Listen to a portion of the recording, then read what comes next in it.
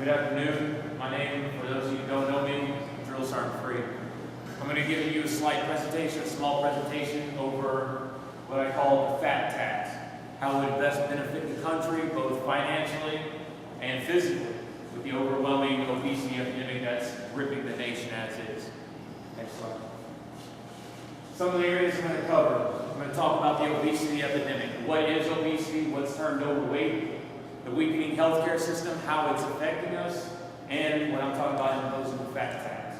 Next slide. The obesity epidemic. What is obesity? Obesity is determined by the CDC, the Center for Disease Control, as having a body mass index of 25 to 29. That is what's deemed overweight. Your body mass index, if it's between 25 to 29%, then you're deemed overweight. If it's 29 or higher, or 30% or higher, then you're termed obese. And this right here is quoted, it's estimated that current trend levels by 2030, 86.3% of adults will be overweight. And even worse, 51.1% of all Americans in the United States will be termed obese. That's crazy, right? Next slide. The impact on the healthcare system. How many of y'all pay taxes? Each and every one of y'all, right? Every American citizen has to pay taxes. And a percentage of your taxes goes to what? The Medicare system, correct? All right, look at this right here. They found that the public pays about $39 billion a year, or about, like it says, $175 per taxpayer, per individual taxpayer, American citizen, towards Medicare, mainly derived at obesity-linked illnesses. That's a tribute for somebody who can't control their weight, who can't control their health. That money's going to pay for that person's medical care, instead of being diverted to other agencies and stuff like that. Next slide. All right, now this is what I'm talking about. This is what I'm wanting to impose, a suggestion that we impose, just a basic overall fat tax. What I'm saying is that a panel of scientists, group of scientists, whatever, deemed by the American government, comes together and says, hey, a person of your age, of your height, should weigh somewhere between this minimum and this maximum.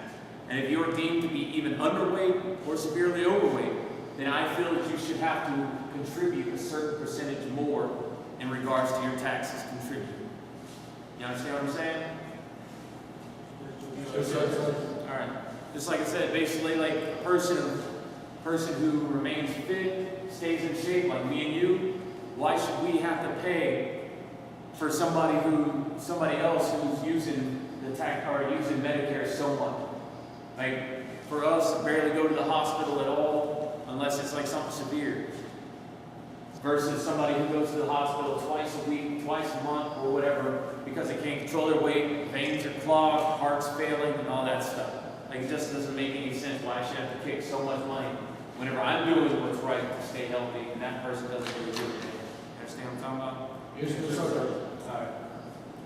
Also, like I said, the money that, even if it doesn't allow us to lower our tax, what we contribute in, the money that could be diverted from those personnel having to pay an extra money towards for being overweight, it could be, if it doesn't go towards Medicare, it could go to other things to support the infrastructure, such as failing roads, failing school systems, stuff like that, places that the government strongly needs that money. There's other areas where we can divert that stuff too.